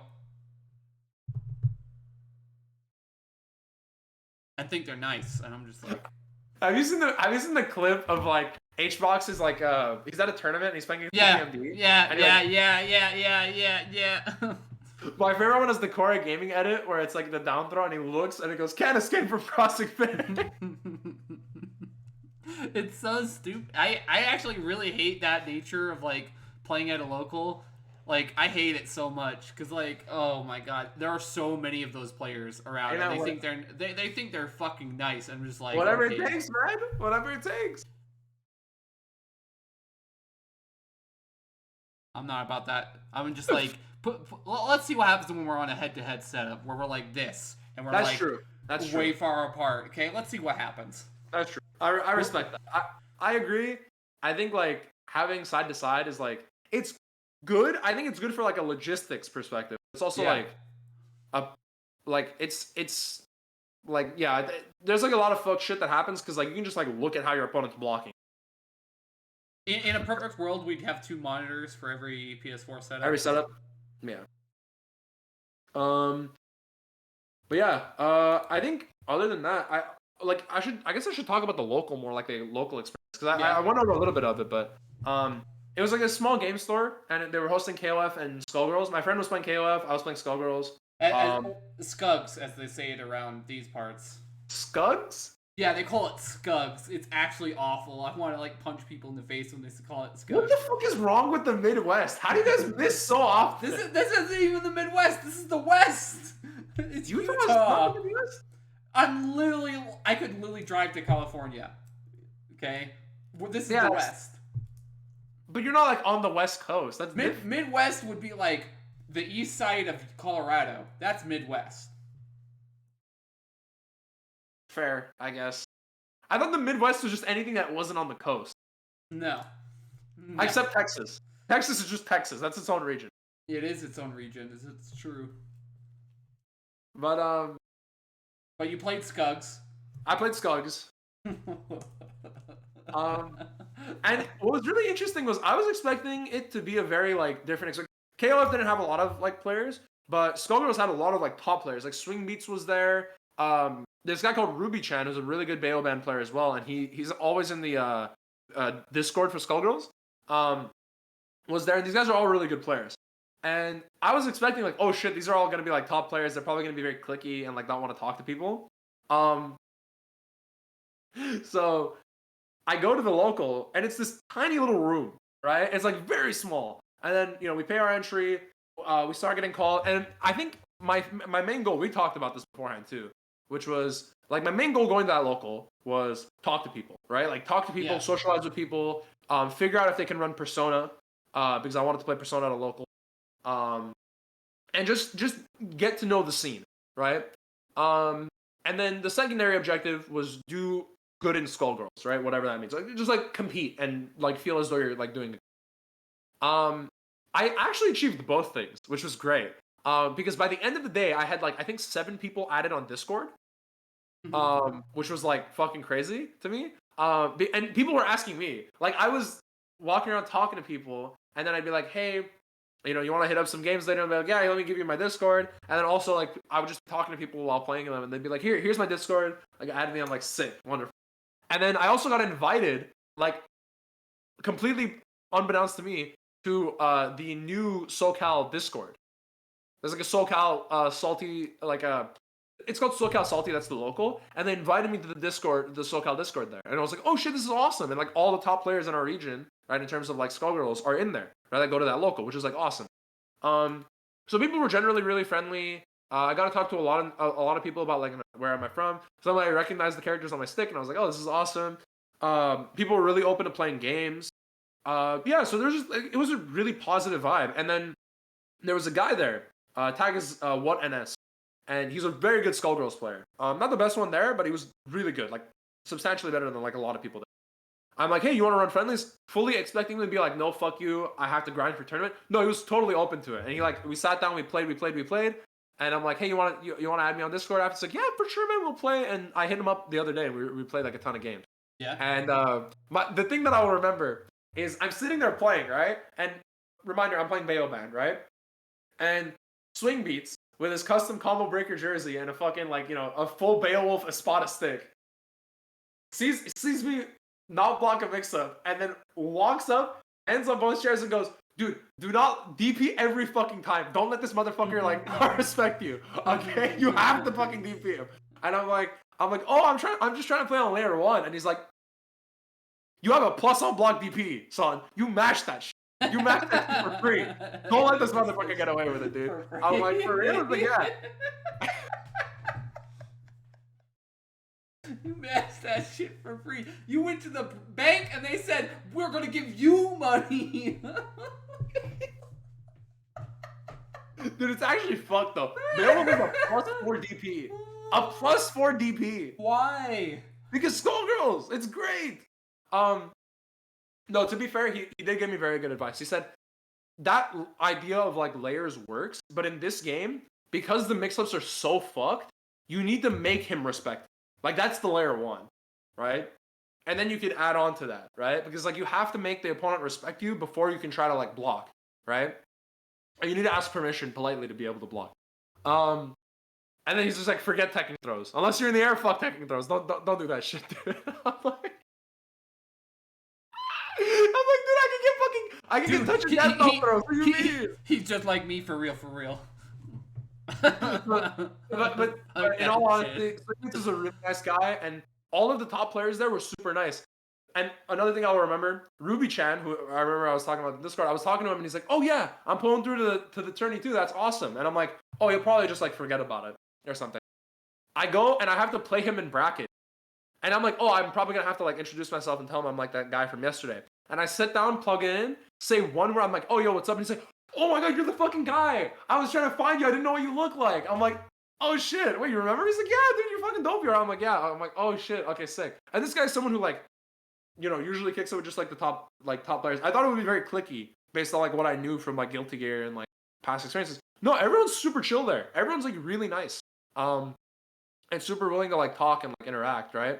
And I think there's like that difference in terms of like Discord and like locals, where if you're on Discord with a bunch of people just kind of want to kick it with like the people they know, right? Because anyone can join a Discord, right? Like anyone can kind of like, come in, want to play games, sit there, talk, right? But like there's not that same connection, whereas like if you're going to the same local, you're part of the same community, right? Like fundamentally, it's like you have that closer bond, and so there's a bigger urge to like push people to get better and it makes me pretty happy that you're feeling that, because I felt that a lot when I was interacted in my Smash locals in Colorado. Like the scene was very supportive. Like if you go back and watch like any like Colorado out of state event, you can literally hear me screaming in the crowd cheering on the Colorado boys for shit.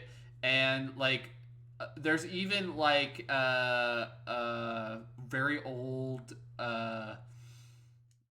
Colorado Project M event that happened called Revelations that happened in like 2014, I want to say. And you could see me in the background going like this and shit. And like it's just like I just remember those good vibes from like the Colorado scene where like their only motivation was to like get each other better so then they could squash people who show up to their state, right? Yeah. And it was very, very fun in that sense. So it's good that you're in a scene that's like very much like that, because when I moved to Texas, that obviously didn't happen, which was unfortunate for me. But So it's good that you're in one of those scenes. Yeah, I think what's interesting too is like that's the closest local to me, right? And there's not really any other locals for other games. Like there's some stuff in Riverside for like Melty and Gear and stuff, but like they don't really host a lot of stuff. Like Skullgirls is actually like probably the biggest local in this area, and this is Southern California, so it kind of makes me feel like I'm happy that this game has the representation it deserves. But like there's a lot of other games that just nowhere. It's like really weird to me. I also feel like there should be, because now people are only really using Twitter, like no one really uses Facebook for like organizing. It's harder to find like your local scene and like get into events, because you have to either know a guy who knows a guy, or you have to like be always scouring everywhere constantly to like find a local, which is like hard. You know, I think it's tough. But I'm really lucky to have been able to like incorporate with the scene. And yeah, it was a cool experience. I also did pretty well. I went 2-2.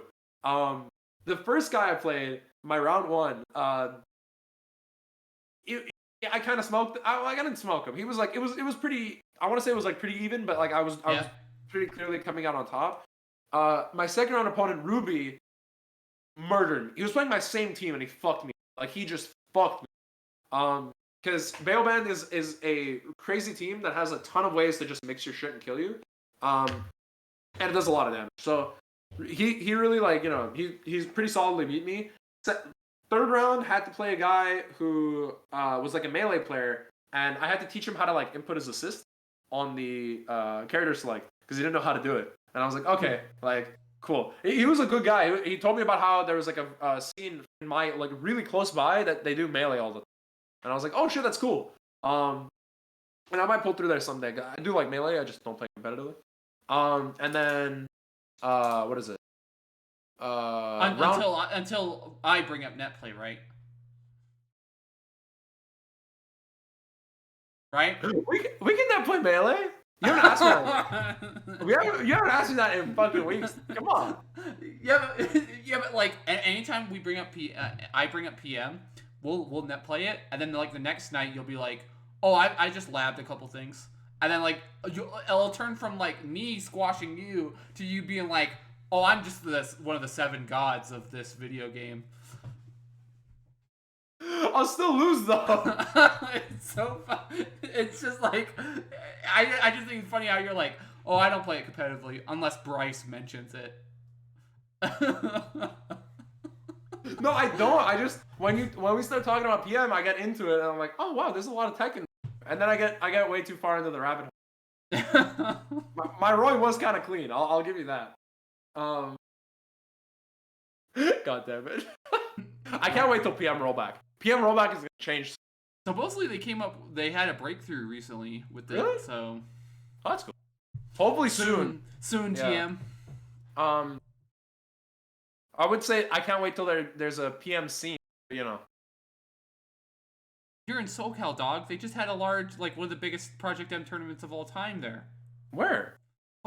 I think it's called Project M Theater or something like that. That was a Brawl tournament, Bryce. Yeah, they called it a Brawl tournament. You know? It was a Brawl tournament. We love Brawl. It was a Brawl tournament. Yeah. Brawl was a great game. Yeah, it definitely was a Brawl tournament. Yeah. I saw a bunch of people playing Brawl. Oh my god. Anyway, yeah, no. I actually, I mean, there is a scene, yeah. I was just saying like, more like, it's not really a big, like, offline competitively, just because, you know, Nintendo, but, like, it's not an esport, but I think I would enjoy still playing it offline. I might get into it during rollback. What was it? But yeah, I had a really good experience with my local, and like, I'm very much so looking forward to like going back in. I actually kind of slowly faded from Persona. Like, I honestly really enjoy learning Skullgirls. My friend was telling me like, you seem like you're having a lot of fun, and you seem like you're doing well. Like the day after the local, I played a guy, and I had implemented push block guard canceling and ping more into my play, and I saw like so much improvement. Like it was crazy how good it was. Like afterward, like I felt like a significantly better player. And there's obviously the gains are going to be more incremental than that, like down the line. But like, there's a lot of stuff to learn. I'm very excited. Yeah, but the next logo is going to be in April, and I think I'm going to go to Evo to play Skullgirls. I think that's gonna be my game. Yeah. Either that or depending on who they release for Strive, if I like really like a character, I might play 2 games. But LK kind of said it best. Like, if you're gonna compete in a game and you're gonna travel out and you're gonna put like $80 a tourney on it, you probably should just play 1 game. Like, that's his idea for himself. Like, 'cause he's like, I would rather like. He was talking about him playing SKD, and he's like, whenever I play SKD in BlazBlue, I lose because SKD just plays BlazBlue, right? Like, I've been out here playing like 10 different games at like tournaments, right? Whereas like if I want to hit that level, I just can't because I'm not putting in the same hours and time that he is, right? And I don't really want that to be me, right? So I'm like, oh, I should probably try to like focus up on 1 game and like just make that my game for Evo. And it's like hard to be disciplined, but I think with Skullgirls it's fine. Like, I haven't really like super hardcore wanted to play other games, and it's been like, you know, like me telling myself like, hey, like, this game's cool, but you're having a lot of fun with this, more fun than you have with almost any other game. So I'm cool with it. I'm fine with it. Anyway, I don't know. Do you actually follow that belief, or do you think like just playing multiple games is... Again, this just goes back to what you want out of fighting games, like, and it's clear that like this is something you've thought about, so it's like it's whatever you want to do. Because like again, splitting your time can like mess up some development things. Like, learning matchups is a core part of learning any fighting game, and splitting up time between games can ruin that learning a little bit because you're playing so much. But playing multiple fighting games can be fun, and if that's what you want to do, that's what you want to do. That's true. I'm trying to tell myself like the goal for Evo is not to go to like win Skullgirls, right? Like, I have to remember it in my head, like, you're going because you want to go to Evo and you want to experience Evo, right? And that should be your main goal, because you're just not like there is no real, like, it's a tournament. At the end of the day, I could go and go 0-2 no matter how much I train. Like, I could go and just get bodied. That's a tournament. It's 1 tournament. At the end of the day, like shit happens. And like you said a long time ago, I remember talking to Bryce about this, where he's like, at the end of the day, one tournament is not a determinant of how good you are at a game.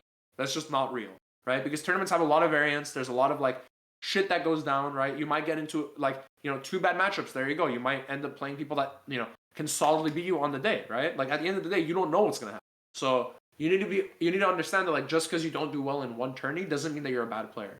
It just means that, like, you know, if you're consistently doing subpar, you have to like slowly get better, and incrementally you'll see your overall skill go up, and that will coincide with you doing better, right? Mm-hmm. Like, doing better in tournament is like the thing that comes from getting better. It's not necessarily the reason to get better, because having that goal can actually be pretty tough. I think that's what you agree with that sentiment, right? Yeah. But yeah, anyway, moving on from Skullgirls. Was there like a States of the Agent video? We talked about that, right? Yeah, we talked about it. It was just like, again, nobody's immune to getting nerfed. Just be ready for changes. Yeah.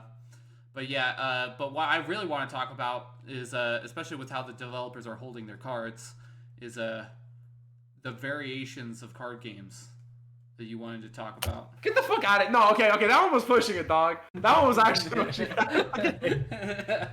Yeah, I mean, speaking on Skullgirls, actually, there's like an interesting point about, like, I've been wanting to do this for a while. Ever since I was in high school, I wanted to make video essays about different things.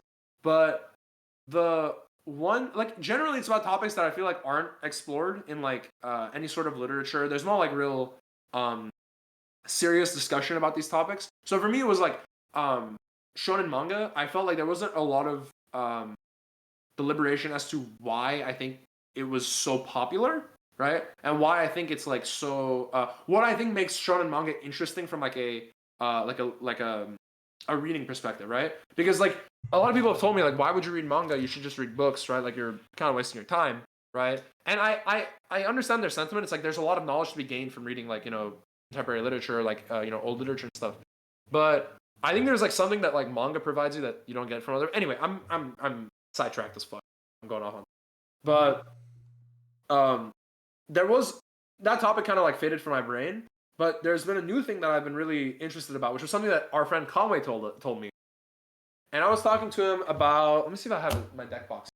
I was talking to him about this game, Cardfight Vanguard. Oh no. Yeah. They were playing this at the monthly on Saturday. Really? Yeah, one of them left one of their cards at the store. Oh shit. Oh well. Yeah, I had to save it for him. Threw it away. You evil. I may have sucked one of the cards up without knowing because I was I was cleaning up the store because again I'm meeting like all of HQ today at my store, and I brought a shop vac in, right? And so I was vacuuming up around the lounge area, right? And later, after vacuuming, I find a card. And I'm like, oh, I hope I didn't vacuum any cards up earlier, because that would have been like, what, a $50 card or something? Because Cardfight Vanguard is pretty expensive. No, this game is actually pretty cheap, which is cool. Like, the cards aren't, like, super highlighted because they've been doing a good job of like releasing sets in like a decent way. I mean, this card is kind of expensive. This one I think is like, I want to say 20 right now. And you need like 4 copies, but this is like the only expensive card in this entire deck. Everything else in here is like pennies on the dollar. So it's like it's pretty cheap to build. The reason I was talking to him about this game was because I'm a Yu-Gi-Oh player, obviously, as a lot of you know. And I got a friend of mine to get me into this game as he was trying to with a lot of other people in the scene here, right? Because my local in the city of Glendale, which I play, there's a lot of Yu-Gi-Oh players. Almost nobody for this game, because this game is kind of on the way out in terms of like popularity. And a lot of people don't like it because they feel like it's very high variance. Because there's a mechanic where when you attack, you reveal cards off the top of your deck, and if you hit one of these units that has like a little trigger on the top, it boosts your damage, and it gives you an effect. It can heal your life. It can like make you do twice the damage that you're like already doing. It can draw you an extra card. There's like a lot of like chance in that system where you can like, you know, kind of get like something crazy, right? And you just kind of win the game straight up. And so people argue that it's like a terrible card game because it's just literally random. You just sack. The word they use is sacky or like sack in card games, right? Mm-hmm. And I think, and I was talking to Conway about it. I'm like, yeah, a lot of people don't like it because of that reason, but I don't know. I think it's quite fun. I think it's like a really interesting dynamic in the game.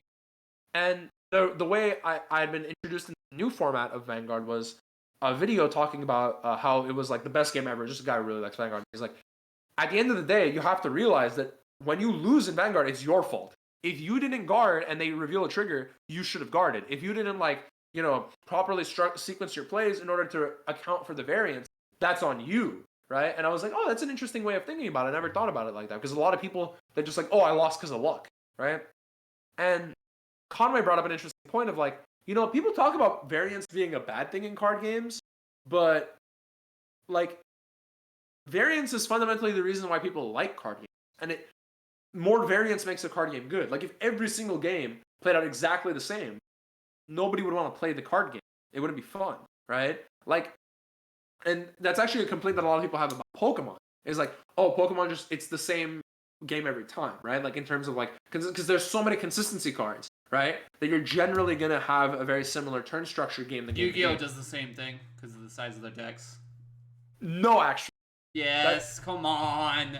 Well, I have a point. Yes, okay. There has to be a counterpoint because I know for a fact, like, I started to dislike Yu-Gi-Oh because of how consistent hand draws there are eras that are like that, and I agree with you. There are points in Yu-Gi-Oh that end up like that. So anyway, I'll get to that point though, but because Conway telling me that sent me on this spiral of thinking of like variance in card games, because there's a lot of people that talk about, oh, this format is so random.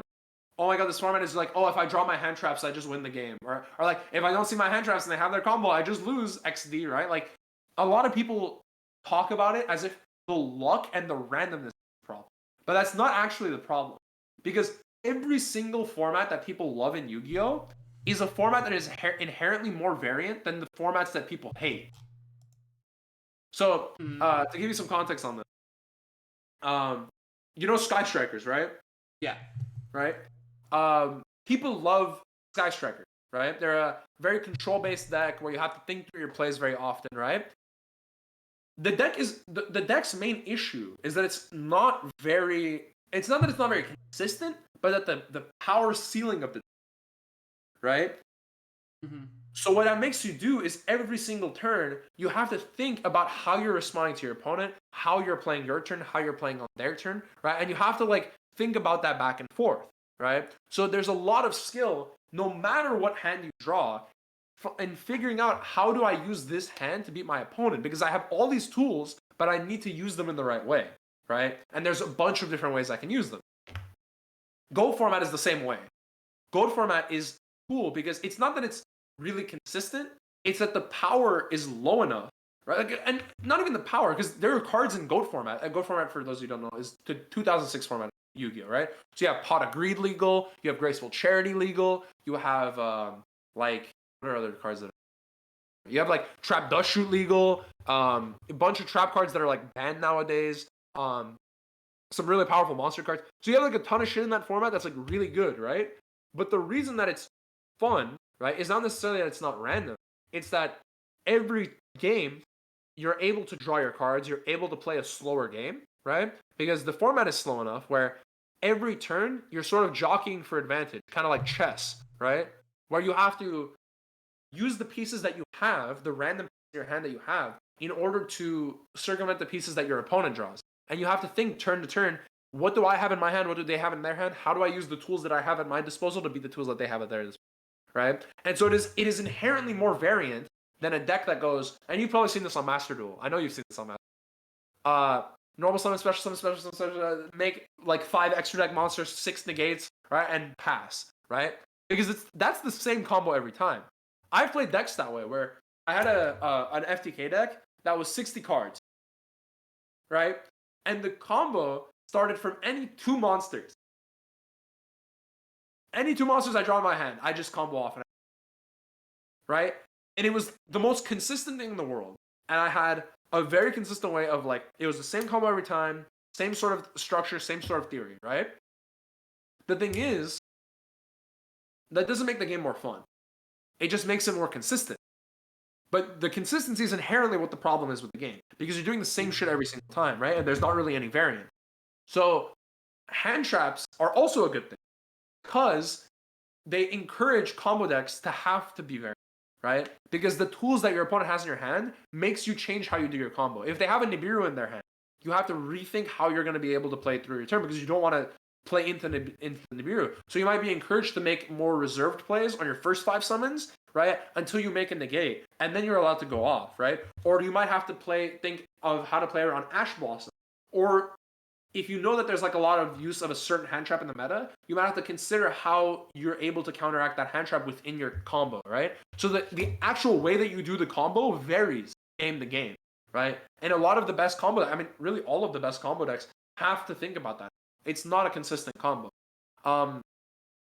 So there's a lot of like really interesting things. Like a lot of people never explore this. Like this rabbit hole is something that I've never seen anybody talk about. I've never seen anybody interact with, right? Because people are very like narrow-minded in terms of that, and people don't really want to talk about those sorts of things. But that is what makes Yu-Gi-Oh interesting. That's why people play Yu-Gi-Oh. People think of Yu-Gi-Oh as this like game where nobody wants to fucking play it anymore, right? Because it's like, oh, it's just I just summon 1 monster and I full combo and I just negate all your stuff and I don't let you play the game. But no, the game is more playable than it ever has been.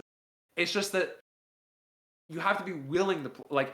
There's like a thing you have to accept in terms of like responsibility. Like if I didn't draw the cards, sure, but I should have built my deck to be more consistent, right?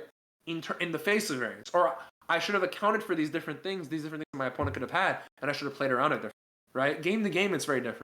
I don't know. You get what I'm saying? Kind of like in terms of that. Yeah. Like it's not that like the cards themselves creates variance in the game. It's the meta that creates variance in the game. So it's like it's interesting from a developer standpoint, where like what type of meta do we want to enforce, and that's what creates the variation from game to game. Yeah. I think that's a problem with Yu-Gi-Oh! In the current format that I don't want to play, because they introduced a package that, like a combo package that every deck can put in. It's like a 9-card engine that like basically gives you a free negate without taking your normal summon every turn. And it's like, How do I stop that combo? I have to draw 2 hand traps every turn to have a chance. But ideally, because most decks don't lose to 1 hand trap, most decks lose to 2. So if they're playing that engine and I don't draw 2 hand traps, how do I play the game? And then they also have this thing where they scythe block you, where they play artifact scythe, card that says when it's summoned, right? Your opponent cannot special summon from the extra deck, and it has a mechanic where you can set it like a trap card and you can pop it, and when it's destroyed, it special summons. So you set it like a trap card, right? You play. So you have to banish it. No. So I have it actually here. Here I can actually like demonstrate it. It's pretty easy. So it says, let me read it. It's this card. You can set this card from your hand in your spell and trap card zone as a spell. During your opponent's turn, if this set card in the spell and trap card zone is destroyed and sent to the graveyard, special summon it. If this card is special summoned during your opponent's turn, your opponent cannot special summon monsters from the extra deck for the rest of the turn.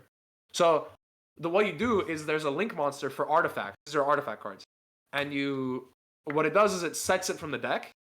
And then you play, you make Destiny Hero Phoenix Enforcer, which is a monster that says, target 1 card you control and 1 card your opponent controls, or 1 card you control and 1 card on the field. Destroy both, and then if this card was destroyed, bring it back during the next standby. So you pop the scythe, right, on their turn, and then you bring it back, and then they're locked out from the extra.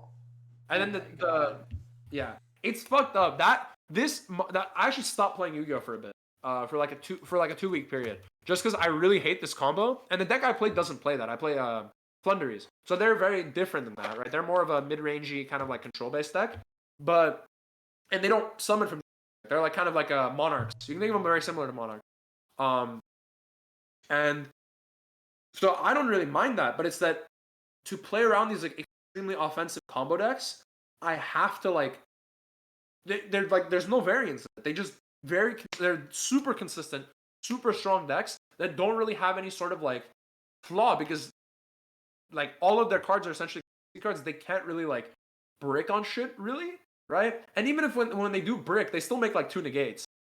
It's fucking weird. Like it's really wacky. Oh my god, why do people play this video game, dog?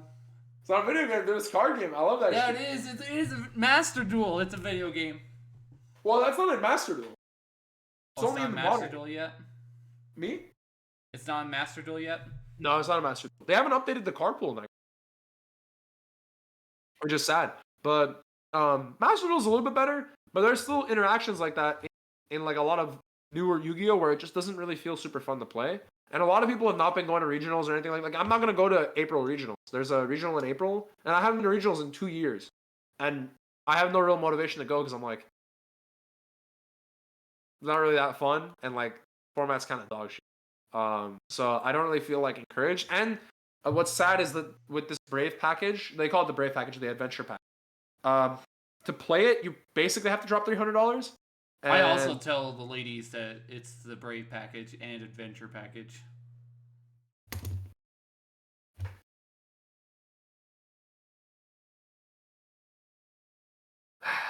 The anime FGC was a mistake.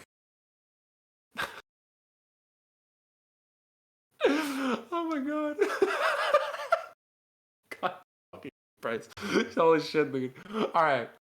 Yeah. So, yeah, Bryce's dick cost $900. No, it's a really expensive engine, and then all the other cards are really expensive. Like that Phoenix Enforcer card is like $130 at this point.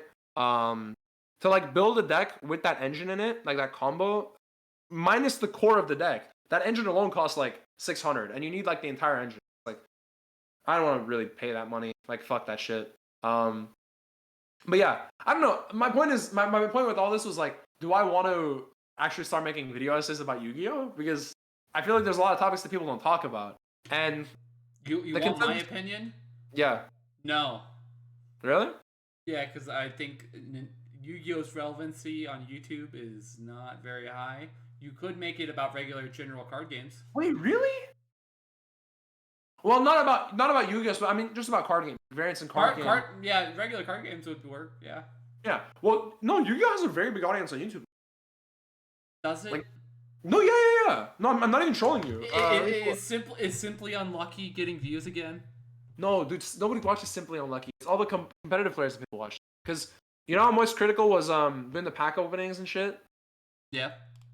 So like that stuff kind of trickled down to the rest of Yu-Gi-Oh, and so now there's a lot of people like Farfa. Wait. Trickle down economics works. Apparently so. Reagan was right the whole time. Wow. I guess so.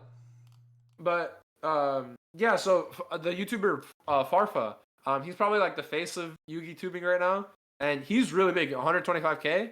And like there's other YouTubers that are like in that ballpark. Rada is really big. Rank 10 Yu-Gi-Oh. Let me see how much. Yeah, 122K, and like all of these, like it's really cool because in terms of Yu-Gi-Oh, it's never been really this big, but there's been a ton of like really big channels as of late, and like a lot of people have been watching stuff. So that's kind of cool for me in terms of like being a Yu-Gi-Oh player. I finally see it becoming like super big and super popular. It's just that I've said that Master Duel isn't the modern format because I feel like a lot more people would want to go to locals, but they really only play on Master Duel, so they don't really know like what to play because it's a different format.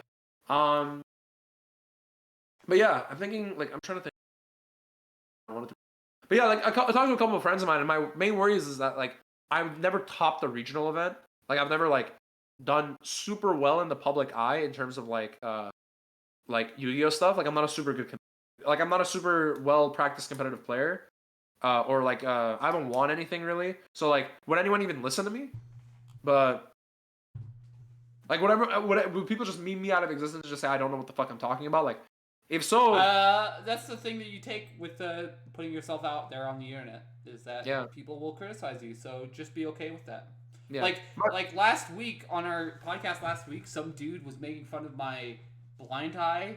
He was like, he said like, get that bobblehead eye out of here, and I was like, I don't really give a shit. I deleted all the comments, but I don't really give a shit because it is if he's engaging with our video, it just puts us higher in the algorithm. So I don't really care. That's fucked up. He just some rando on YouTube comments and he just That's fucking shitty. Whatever. He's a nobody, so that's fucked up too. Cause you talk about Valorant. You're better than me in Valorant, and you don't even have one of your eyes is like, you have a blind eye, and you're still better than me in shooters. What the fuck kind of shit is this? How can they roast you for that? That's fucked up. But whatever. I remember we were playing Valo, and I think I was like up on the scoreboard, and I'm like, damn, Bryce, damn, you're lacking. And you're like, yeah, good job doing better than the person with half the vision. And then you went up on the scoreboard. It's like, what happened? Oh my god. Godlike. But yeah, I think, and I talked to a couple of my friends, like my local friends. They were like, yeah, dude, you seem like you've thought about this a lot, and you're pretty knowledgeable about it. And like, even if you were a seasoned competitive player, people would still tell you have no fucking talking. So it doesn't even matter. Like, you should just make it. And I'm like, that's fair. So, I guess I might end up doing that at some point, like writing a script for it and talking about it, because it's been on my mind for a while. We'll see. But yeah. And on that bombshell. Yeah. This has been the Frame Trap Podcast. Where can they find you, Doppio? Well, on my Twitch channel. If you're watching this on YouTube, you can find me at Doppio_23 on Twitch. Yeah, Doppio_23 on Twitch. And on YouTube, I am Shotobro23. Or no, on Twitter, I'm Shotobro23. On YouTube, I think I'm still Doppio or Sheer Heart Attack. Don't upload much on YouTube, but I'm really big on Twitter, really big on Twitch. And yeah, if you want to follow me there, you can get updates to when we're streaming these, and when I'm just streaming in general, when I'm doing Skullgirls or other stuff. And then Bryce, where can they find you? I am BountyX100 on Twitter, and then Mr. BountyX100 on YouTube, where I will upload this as soon as we're done recording. So hopefully you will watch.